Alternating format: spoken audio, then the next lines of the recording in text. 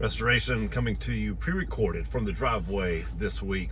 Hey, listen, the past couple of weeks we've been looking at the function and the roles of elders at Restoration Community Church as we anticipate some change in 2024 as John Spagnolia and Rudy Halstead both roll off of their current terms, and we bring on Jared Evans and we bring on Sean McSwain in addition to myself and Wayne Pavlicek for 2024.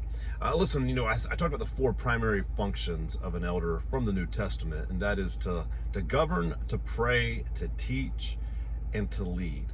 Now, when we say lead, what we're looking at elders listening to the Lord, discerning where He's taking us as a church, and then we as elders spiritually lead the church from point A to point B. That's spiritual leadership in a nutshell. Hearing from the Lord, walking in faith, leading a people from A to B. Now, it got me thinking about leaders. At Restoration Community Church, we are abundantly blessed with a vast amount of leaders, whether you're leading a home, whether you're leading a marriage, whether you're leading children, whether you're leading a company, whether you're leading a team, whether you're leading a city. We have so many leaders at Restoration Community Church. But it got me thinking, in the book of Nehemiah, and the book of Nehemiah is all about leadership, right? So we have Nehemiah who hears from the Lord.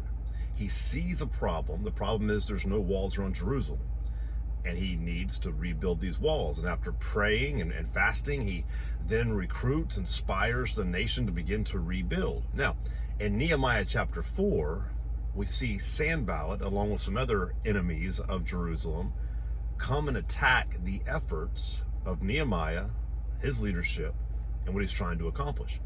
And in Nehemiah chapter 4, it actually says that these enemies came together to create distraction and confusion.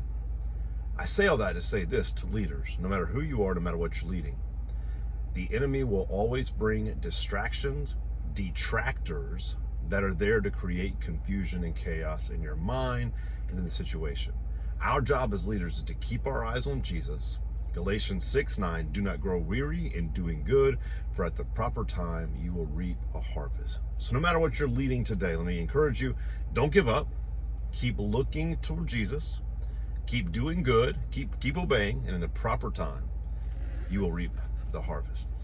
Listen, speaking of just the growth and the what God is doing at Restoration as He continues to lead us to the new places, to reach new people, so that every man, woman, and child would have an opportunity to respond to the gospel. One of the opportunities that we've had is the backpack ministry. The backpack ministry is our efforts to partner with Hanahan Elementary School and Bowens Corner Elementary School to provide meals for children they identify as potentially going hungry over the weekend. Now, here's how you can help.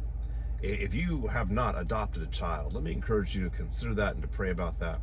Adopt a child, what that means is you would provide groceries for that child and his siblings for the weekend. And the goal would be, yes, to provide food, yes, to eliminate that hunger for the weekend.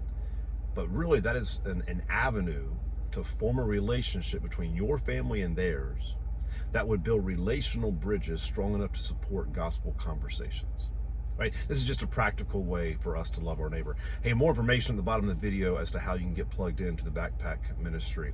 Other opportunities I want to encourage you to think about as far as prayer and serving. That is our 3 services. We continue to see God move. We continue to see God bring people on board with understanding the why behind 3 services. Again, it's a temporary solution to our capacity issues, so that every man, woman, and child would have an opportunity to hear and respond to the gospel. Temporary solution until we're ready to plant, or until it's no longer a need.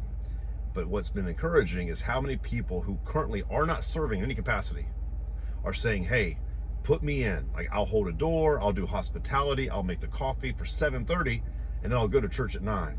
Man, thank you for that. For the rest, listen, let me just encourage you to pray for church unity around that, but also pray how you might be able to contribute to that being an effective way for us to alleviate some of the capacity issues that we're currently having at Restoration. Hey, let me say this, one more thing. Right now, we have a team in Honduras. I want to ask you to be praying for that team who's down there doing construction work with some missionaries that we have a relationship with down there. Super thankful for them, but pray for their safety, and then pray for them to have opportunities, even while they're down there, for gospel conversations. And then let me just say this. We have been very blessed, and we've been praying for a number of months for 2 families that we're trying to bring from other countries to the U.S. One of those families was from Afghanistan, a little girl named Dunya, who's 7 years old and needs to have some life-saving surgery at MUSC. They are finally here, so thank you for your prayers. Thank you for your contributions in terms of donations, and thank you for your efforts. So many of you are already serving them, bringing them groceries, bringing them food, bringing them clothes. Thank you. You might see them around Restoration for the next 2 or 3, 4 weeks. They're pretty identifiable. So when you see them, love on them. What a practical way to love their neighbors. Beautiful, beautiful family from Afghanistan. Super thankful for the opportunity to minister to them, and thankful for your partnership with prayers and your generosity and funds. If the Lord leads you to continue to give, all of those funds will go to meeting the needs of those families while they're here. Keep praying for the Cuban family that we're still trying to bring to the States. We are simply waiting on the process with immigration services right now. Church, I love you. We're going to pick our series back up on Sunday from King David, looking at biblical repentance. Listen, church, you're on mission. Love you. See you on Sunday.